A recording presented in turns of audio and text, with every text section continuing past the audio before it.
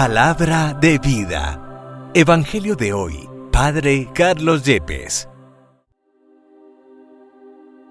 Del libro del profeta Isaías, capítulo 66, versículos 18 al 21.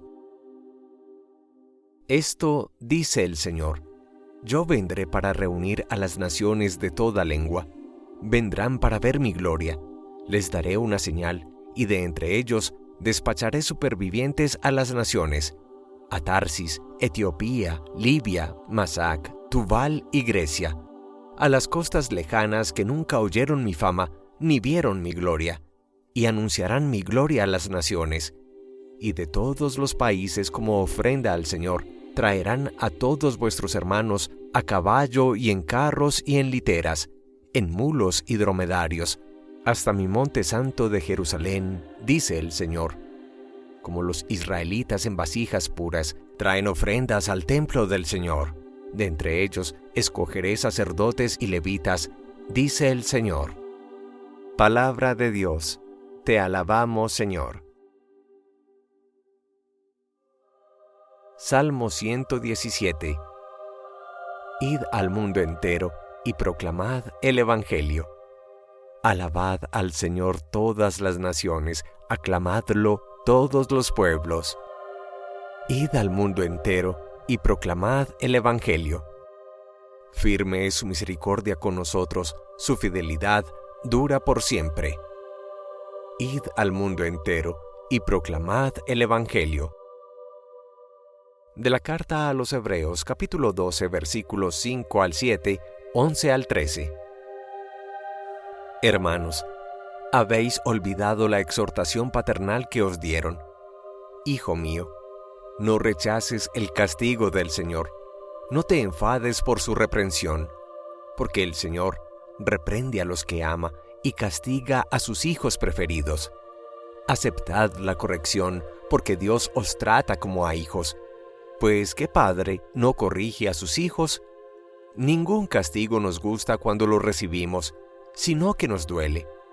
Pero después de pasar por él, nos da como fruto una vida honrada y en paz. Por eso, fortaleced las manos débiles, robusteced las rodillas vacilantes, y caminad por una senda llana.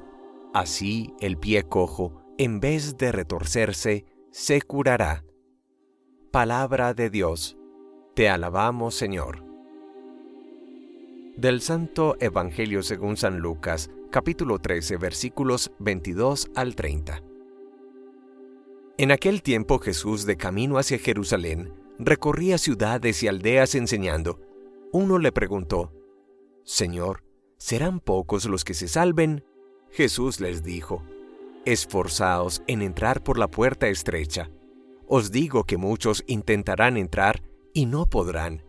Cuando el amo de la casa se levante y cierre la puerta, os quedaréis fuera y llamaréis a la puerta diciendo: Señor, ábrenos. Y él os replicará: No sé quiénes sois. Entonces comenzaréis a decir: Hemos comido y bebido contigo, y tú has enseñado en nuestras plazas. Pero él os replicará: No sé quiénes sois, alejaos de mí, malvados. Entonces será el llanto y el rechinar de dientes, cuando veáis a Abraham, Isaac y Jacob, y a todos los profetas en el reino de Dios, y vosotros os veáis echados fuera. Y vendrán de oriente y occidente, del norte y del sur, y se sentarán a la mesa en el reino de Dios. Mirad, hay últimos que serán primeros, y primeros que serán últimos. Palabra del Señor. Gloria a ti, Señor Jesús. La segunda carta que la liturgia de este día nos presenta, tomada de la carta a los Hebreos en el capítulo 12, nos habla de la reprensión y cómo el buen Dios exhorta y reprende a los que ama. En efecto, dirá el autor de la carta: Hijo mío, no rechaces la corrección del Señor, ni te desanimes por su reprensión, porque el Señor reprende a los que ama y castiga a sus hijos preferidos.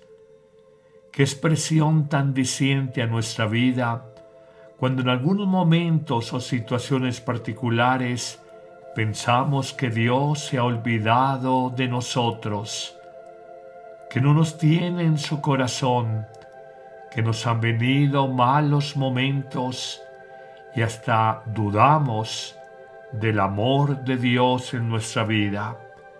Pero esta expresión nos invita a entender que más allá de las pruebas de la vida, allí misteriosa y maravillosamente está el amor bondadoso de Dios que nos corrige a la manera en que un árbol es talado para que pueda dar frutos más abundantes. Y continuará esta carta a los Hebreos diciendo: ustedes soportan la prueba para su corrección, porque Dios los trata como a hijos, pues que padre no corrige a sus hijos. Ninguna corrección resulta agradable en el momento, sino que duele, pero luego produce fruto apacible de justicia a los ejercitados en ella. Entendamos entonces, como dice muy bien esta carta a los Hebreos, toda corrección duele, pero si la miramos en perspectiva de futuro y de tiempo, sabremos que el Señor la ha permitido para nuestro bien. Pero pasemos al Evangelio de hoy, donde un espontáneo le pregunta a Jesús, indagándole sobre cuál será el número de los que se salven. Y Jesús, sin eludir la pregunta, pero tampoco sin precisar el número, la cantidad de los salvados, si son pocos o muchos, simplemente nos invita a entrar por la puerta estrecha y colocará la imagen como de una multitud donde muchos intentan entrar y no pueden hacerlo. Pero dejemos que sea la Biblia la que nos hable y nos permita discernir el sentido de la palabra puerta. En Génesis 4:7 se nos dice: el pecado está a la puerta. En la carta de Santiago capítulo 5 versículo 9 se nos dice: el juez está a la puerta. En Hechos de los Apóstoles 14:27 se nos dice: Dios abre la puerta de la fe. En Hechos 16:26 se nos habla de cómo Pablo en el calabozo le fue abierta la puerta de liberación. En Juan 10:7 Cristo se presenta como la puerta del rebaño. En Apocalipsis 3:20 Cristo llama a la puerta para entrar. Y en Mateo 7:13 y en Lucas 13:24, el Evangelio de hoy, se nos habla precisamente de la puerta que es estrecha. Sobre esta pregunta, ¿serán pocos o muchos los que se salven? Repetimos, no se trata del número, de la cantidad de salvados, sino del camino a seguir para la salvación. Y se distinguirán dos tipos de caminos, o podríamos decir de puertas: un camino amplio que lleva a la perdición y a la muerte, y un camino, puerta angosta, que lleva a la salvación y a la vida. Pero ¿cómo entrar, cómo traspasar esa puerta angosta? Y descubrimos que Cristo nos habla de la puerta de la humildad, de la pequeñez, de la simpleza de corazón, y sólo así podremos franquear, atravesar esa misteriosa puerta. Aprendamos una ley de física cuando hay una multitud que quiere entrar o salir de un estadio de fútbol. Si se pone de lado, entiéndase, si se adelgaza un poco, pasará más rápidamente que si se pone de frente con toda la masa corporal. Recuerdo simplemente como anécdota que una vez, estando en la Tierra Santa, para llegar a la iglesia de Belén, hay que abajar el cuerpo, hay que agacharse un poco, porque esta puerta, con no más de 1,50, 1,55 de altura, exige que el peregrino se agache para poder ingresar al templo de la Navidad, la Natividad del Señor. Los padres de la Iglesia entendieron esto en un sentido místico y hablarán que solo el hombre vacío de sí mismo, no inflado, no engordado por su ego, sino adelgazado por la humildad, será aquel que pueda atravesar, ingresar la puerta angosta. Pero siguiendo esa idea de los llamados padres de la Iglesia, cómo ganar en humildad, cómo vencer el orgullo, el ego, que llevó a Satanás a rebelarse contra Dios, y tendremos que proponer varios caminos para humillarnos y ser humildes. El primero, aceptar y aceptarme en mi realidad. A veces no comunicamos sentimientos porque nos sentimos vulnerables y frágiles. De hecho, decimos, el que se enamora pierde. A veces no aceptamos realidades de la vida personal, de la vida biológica, de la vida familiar, de la vida socioeconómica, porque nos sentimos humillados. Pero parte de una de las grandes sabidurías en todas las tradiciones religiosas del mundo es la de aceptar con paz, sin angustia, sin amargura, sin dolor, la realidad que la vida nos va presentando. Aceptar y aceptarme, que a veces somos amados, que a veces no, que a veces tenemos cualidades, que a veces no las poseemos, que a veces somos dotados de carismas especiales y a veces no. Pero hay un segundo camino para ganar en humildad y estrecharnos para poder ingresar en esa puerta que nos llevará a la vida eterna, esa puerta angosta, y es agradecer. Solo agradece el humilde, el soberbio nunca lo hará. Solo agradece quien reconoce que solo nada puede, que se descubre necesitado de apoyo, de ayuda. No sacamos nada de la prepotencia, de la autosuficiencia que hemos construido, pensando que yo soy todo, que yo lo puedo todo, que yo lo tengo todo. Hay que aprender a aceptar ayuda de los demás y agradecerla porque nadie tiene obligación con nosotros.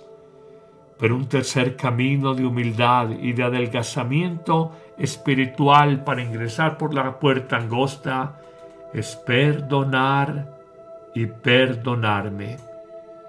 He visto a lo largo de los años de mi vida que en la raíz de muchos conflictos que terminaron en separación está el no perdón, porque nuestro orgullo nos impidió, nuestro ego herido nos bloqueó para perdonar de corazón a un familiar, a un cónyuge, y terminamos solos, separados y humillados.